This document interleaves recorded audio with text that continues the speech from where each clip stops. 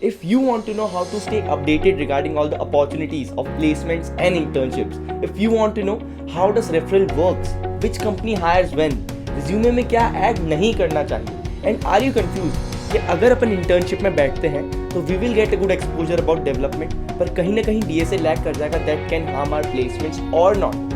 So all these things we have discussed with Arsh Goyal. So most of you might know him, and for those who don't, he is a pioneer by helping community and spreading awareness about job opportunities out there, work experiences, and a lot more on his channel. So in this podcast we have discussed a lot of things. So for sure it's going to be beneficial. So do watch till end and let's get started.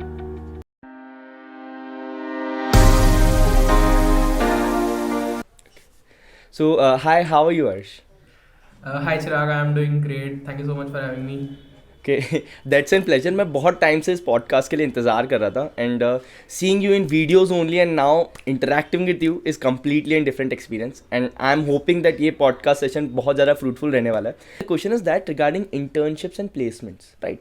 So suppose a pre-final student is there, and in August he will be having or she will be having his her placements, and also the internship period is just before that placement, just before in the summer time, right? So should he or she opt for that internship or not? Because after that internship, after like 20 to 30 days, they will be having their final placements. So for that they need a complete good touch with DSA, right?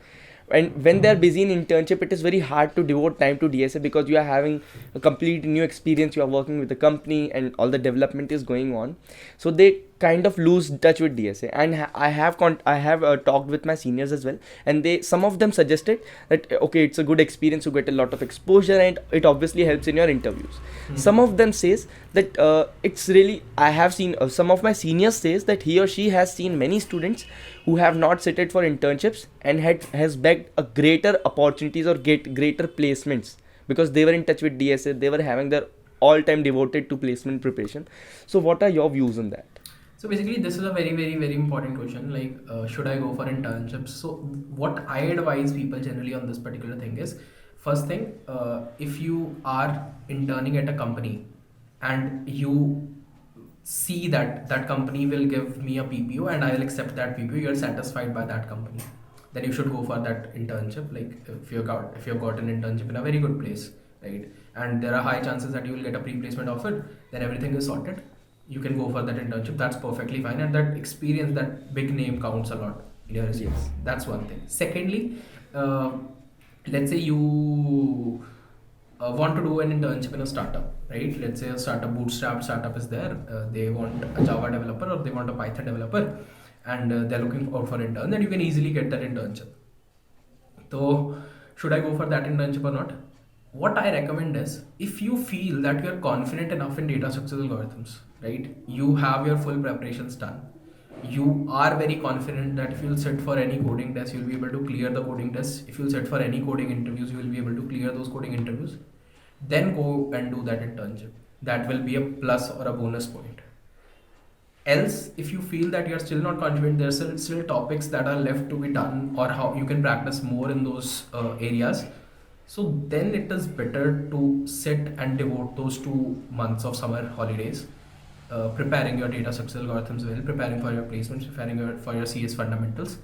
That doesn't make a difference, like if you have done an internship or not in your final placements. So this is my advice. Like if you're confident enough, then you can go for an internship in a startup.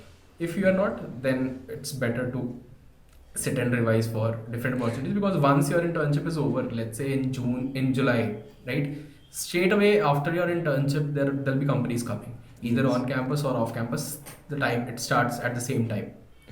So during, like at that time, it would be very difficult because all your peers who were preparing for DSA for past 2 months, so it will be a little difficult to cope up and difficult to compete with them for the same companies. Exactly. So this is something that I would like to say on this. Yeah. It completely depends on your case, but it's a general idea that you gave. कि अगर मैं मेरे friend से कभी भी पूछता हूँ कि how you stay updated regarding all the opportunities, तो एक ही नाम आता है उनके मुंह पे और वो है अर्श Goyal. You make a lot of content, right? And a lot of content about in your videos is also that which company hires when. And as a student, as a pre-final student or as a final year student, this question pops in the mind the most, that which company hires when the opportunity is coming, when we can get it right there, right? So one thing that we can get through is Arsh Bhaiya, right? And apart from that, what are the things that we can stay connected with? Right. You talked about opportunities. Like that is something that people have in mind. Ki whenever they will think of ki yaar, in coming next 6 months, these companies are hiring. So I should start with, like, people set their goals according to what they have in mind. Exactly. Like if they think of ki yeah, I'm just keep on preparing. I'm preparing for so long, but I'm not seeing anything. I'm not able to apply anywhere. I'm not getting results. So basically, everybody nowadays is result oriented. So when they see something that, let's say, Microsoft is going to organize its Engage program at this particular point of time, so they know they have at some point in their mind ki Microsoft is going to organize. So let me just quickly go through what all it asks and what have been the previous experiences. So people definitely will go and check out those who are aware first of all. Exactly. And secondly, like they'll keep on like they'll prepare in a way so that they have set that goal and they want to achieve that particular goal. So that's one thing. Basically, people can set their short-term goals based upon, like, when they know that this company is going to hire in this particular time slot or this particular time slot. Also, secondly, it motivates a lot of people. Let's say you have been working hard for 6 months, you have been applying to companies, no response, like you are facing rejections or you're not getting test links or anything. But like after 6 months, you are nowhere. Like you're thinking that everything is over. We don't have anything now. I should stop preparing. Like my work is over now. I should look for something else.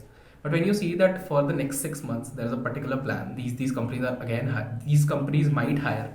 Like this is the estimated company's plan to hire. So again, they have something in mind here. We still have chances, and the opportunities are not at all limited. Like there are a lot of opportunities, and people should have that thing in mind here. They should definitely keep on preparing. At the end or at any point in their journey, they'll definitely reach on to what they aspire for or their dream company. It's just your hard work. It's just your passion towards what you are doing. Like if you're enjoying the work that you're doing, then definitely you will reach where you're actually looking forward to reach. So, yeah. Exactly. And as you said that if you're having in present scenario, in the present generation is about goal oriented or the result oriented. So and obviously if you are having a plan in your mind, it's always great that if I know that okay, in the next 6 months these are the companies, I can target them. Okay, obviously you cannot set one target that okay, obviously I will prepare for this one company only. No, that's not the thing. But if you're having various options, so you can plan, okay, कि एक हफ्ते बाद इसका है, उसके एक हफ्ते बाद उसका है, तो accordingly I can boost up my preparation and plan accordingly. Yeah. Right. Yeah. So all the things were explained absolutely amazing. Right. So the next thing that I want to ask is you have YouTube channel, you have LinkedIn, and you have like amazing audience on that. You talk to a lot of intellectual people on your podcast, right? So you are having a much greater idea about all the things, all the scenario that an engineering student is going on, right? So some of the questions that I wanted to ask from a perspective of an engineering student is that, the first is that about referrals, right? So you said that now a lot of HRs are connected to you. You are having a much wider scope or much wider network than previous, right? And so the question is that how the referral works, because a lot of students are having doubt that okay, we can get referrals through LinkedIn, because I do also clear one thing that there are various college level exams are hiring all over India, like Goldman Sachs, right? But a lot less people are selected in that, and a lot more people are selected through referrals. So it is kind of a thing that through all that exams that are going on, you will not get selected in the company, and if you're having a referral, there are high chances of you being selected into a company. So what is the myth about that? And the second thing that I want to ask is, if I don't want to go into how to get referrals, because a lot of video you have made on that, and a lot of video are that on in YouTube as well, right? The thing I want to ask is, what is referral? After getting referral, can we just directly go for interview, or after getting referral, do we have to give coding test and then interview? So what's the process? Okay, so very good question. Like this is you can say there are a lot of myths around referral. Like people have been scamming people around referral. Like we can give you referral, just go and enroll in our course or something like that. But really, people need to understand how a referral works for any good company. So what happens is, when you are applying for a particular company, there are two options. You can go and directly apply on the careers website of that particular company. right? So when you apply on the careers website of that particular company, you submit your resume, the application is sent to the HR. That's one. Secondly, you can pick out the job ID from that particular careers website, and that job ID when you will send out to somebody on LinkedIn for a referral, right? So if that person is giving you a referral from his own job portal, like every employee has his own referral portal where he can fill in the details of a candidate that I am referring this particular person for this particular job ID.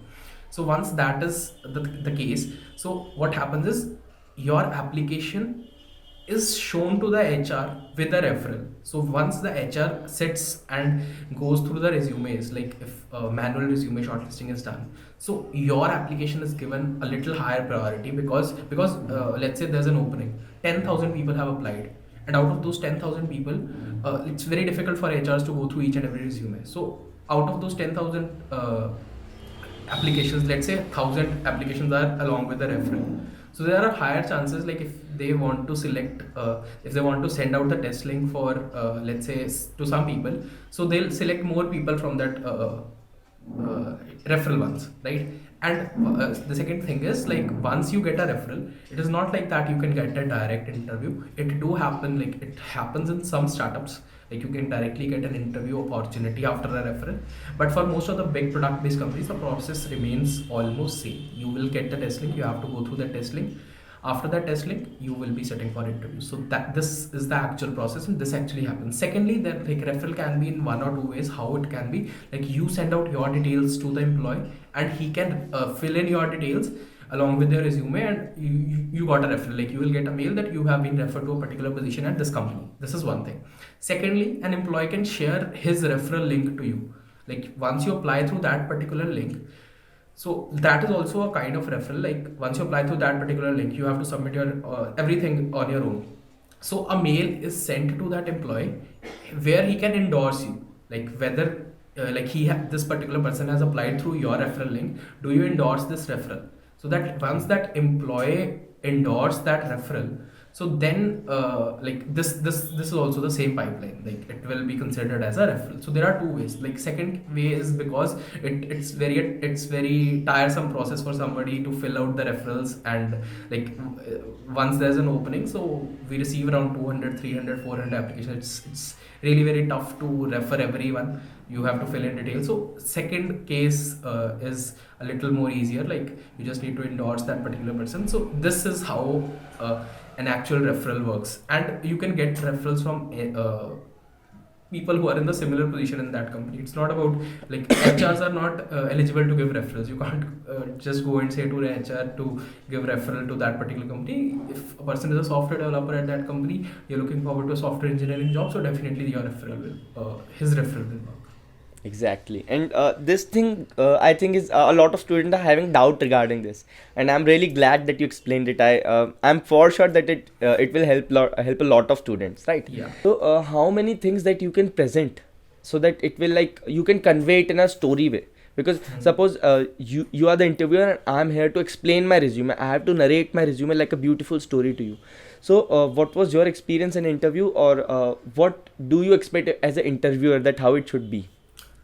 So basically, resume basically it's a single page that defines your entire 4 years of college life, what you have done, right? Exactly. So first thing is you need to make it crisp. Crisp in the sense it should be a single page resume. Secondly, you talked about how to explain different things.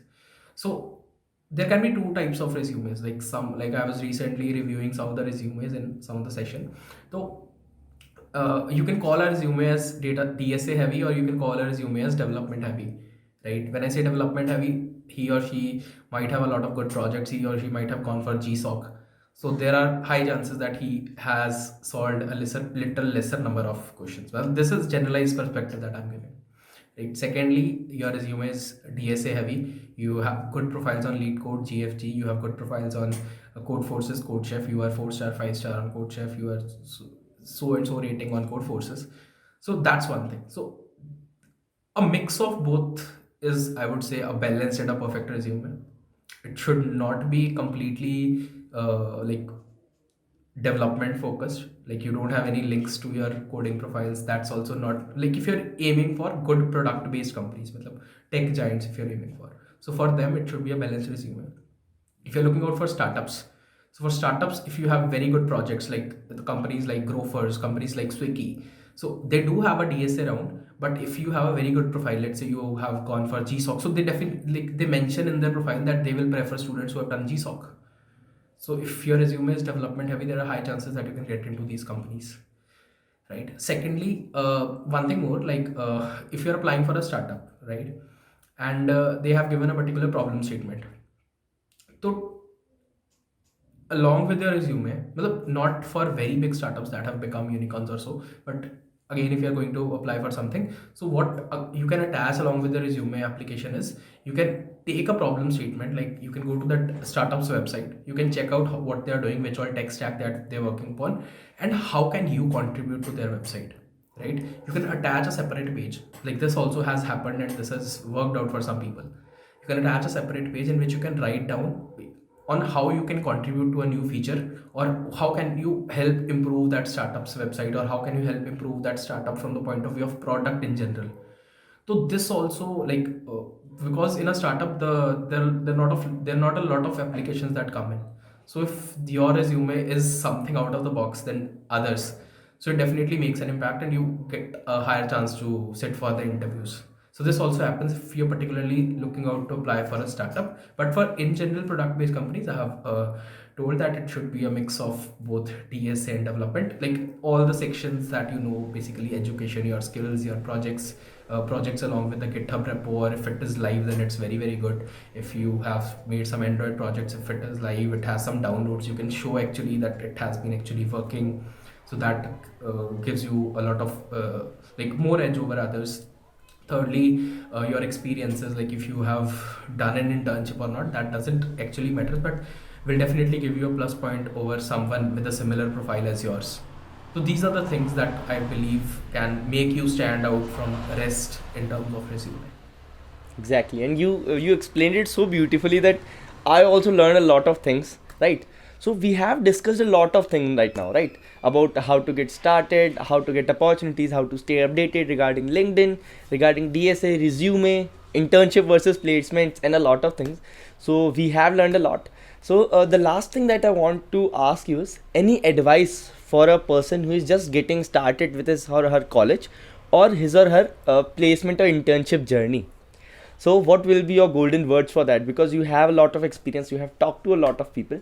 So what will be your golden words for that? So, just thinking upon, basically, the journey is not easy.